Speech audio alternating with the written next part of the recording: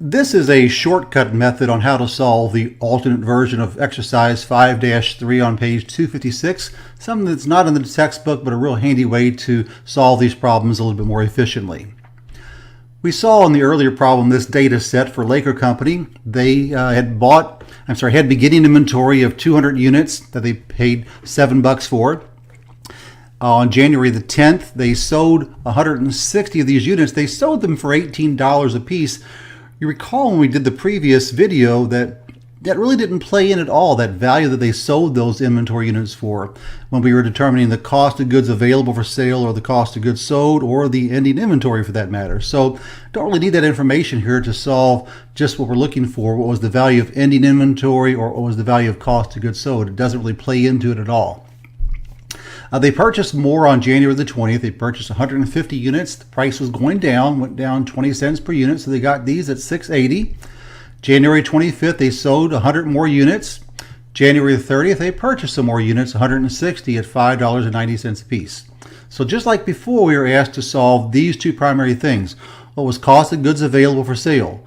What was ending inventory? And what was cost of goods sold? So the first thing I like to do is just to calculate real quickly what was cost of goods available for sale.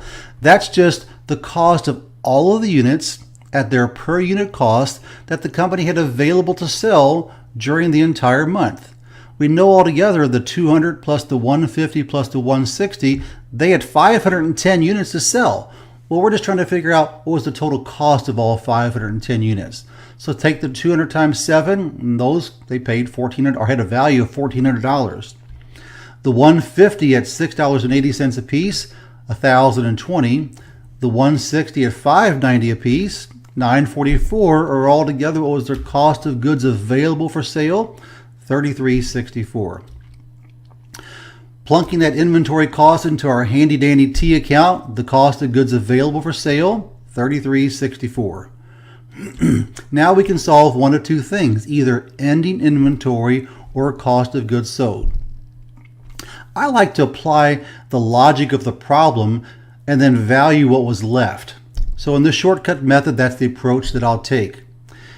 We're going to first do the specific identification method. Notice that this setup so far, that's the same for all four methods. Now we're going to apply the logic of the approach. So it says for specific identification, ending inventory consists of 250 units. Okay.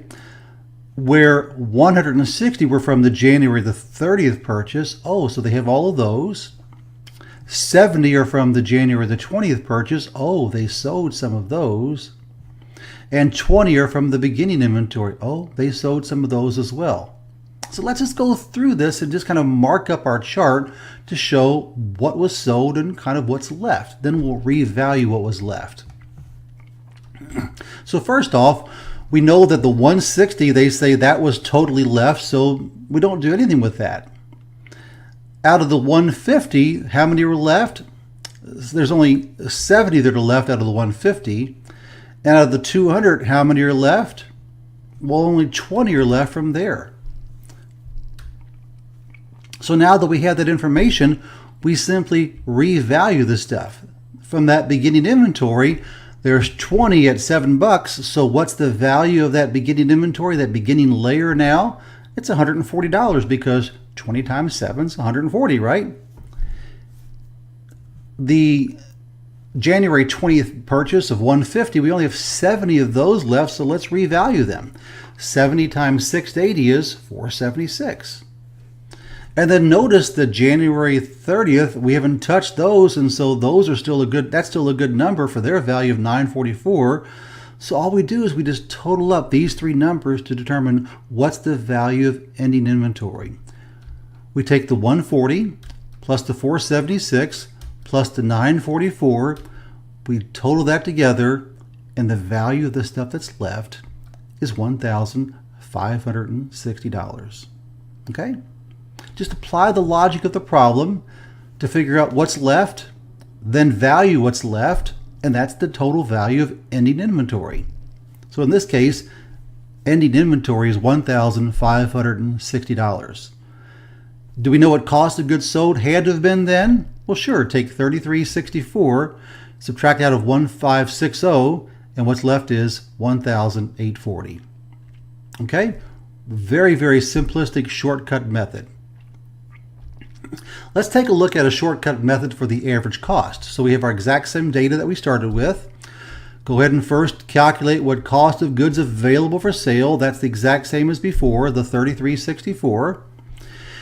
And now we have to total and figure out what is the average cost of all the units we had in inventory. So we know our cost of goods available for sale was 3364, right? We know altogether we had 510 units available to sell. 200 plus the 150 plus the 160 is 510. So let's just simply come up with what the average cost is for those 510 units. We're just going to blend all of these costs and figure out what the average cost is. So we take 3364, divide that by 510, and the average cost is right at about $6.60 per unit. With that, then we can determine what is our cost of goods sold and what is also our ending inventory. We know there was 510 units that we had available to sell. We know we sold 160 plus 100, we sold 260. So 260 times the average cost of each of those units means that our cost of goods sold was $1,714.96. With that, we can plug in right away what was ending inventory, or we can manually calculate it as well. We know that if we had 510, we sold 260, what must be left now is 250.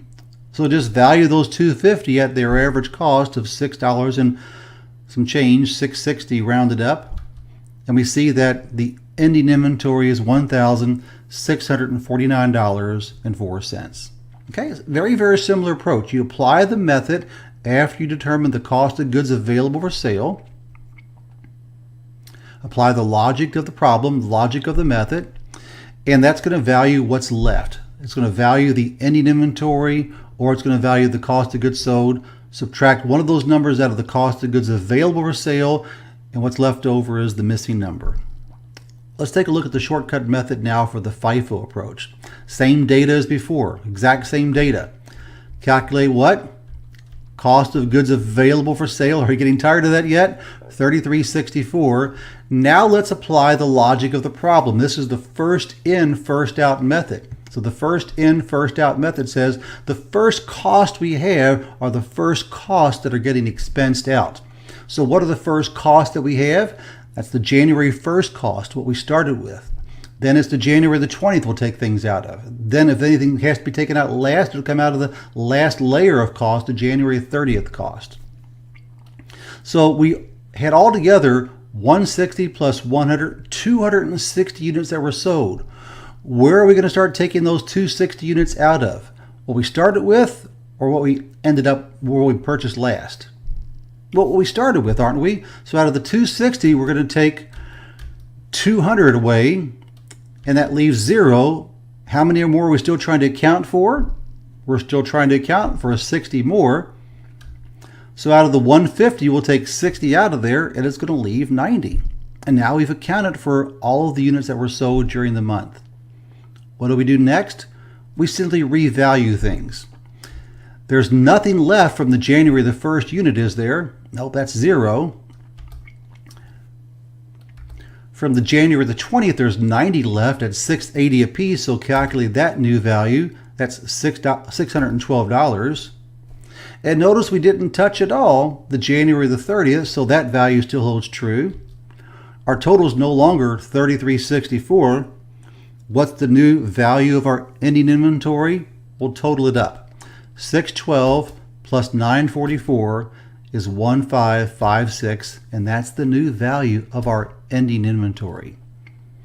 Subtract that out of cost of goods available for sale, and what's that going to give you? Cost of goods sold. How much will that be? Well, $33.64 minus $15.56 would be $18.08, which is the value of cost of goods sold. Okay, so remember, first in, first out. The first cost in are the first costs that are getting expensed out. LIFO. LIFO is the exact opposite. The last cost in are the first costs that are getting expensed out. So this time, rather than taking cost out of the January 1st layer, we're going to start with the January 30th layer. Problems laid out the exact same. Determine cost of goods available for sale. That's the same, 3364. Now let's apply the logic of the approach. Once again, how many units were sold in their entirety for the month of January? 160 plus 100. We're looking to get rid of cost for 260 units. Where are we going to start taking those 260 out of? What we started with or what we bought last? What we bought last. The last ones in are the first ones out. So out of that 260 that we're looking to account for, we've got 160 here. Are we going to use any of those? You bet we are. We're going to use up all of those. How many more are we still trying to account for? If we sold 260, we took out 160, how many are left to be accounted for? Well, 100. Where are we going to take those 100? From the January the 1st layer or from the January the 20th layer? Well, the last in, first out, we're starting from the bottom and going up, so those remaining 100 are going to come out of this layer here. And that leaves 50. Notice we didn't touch anything that was from the very beginning. We've accounted for everything that was sold. Let's value what's left. That number is still good, isn't it? This number, oops, that's not good anymore. Neither is the bottom one. The bottom one's zeroed out because there's 0 units. The middle one, got to take 50 times 680. That's going to give us 340. So now total everything that's left, the 1400 plus the 340 means that ending inventory is 1740. What's cost of goods sold? Well, take the 3364 minus the ending inventory under the LIFO approach, and cost of goods sold would be 1624.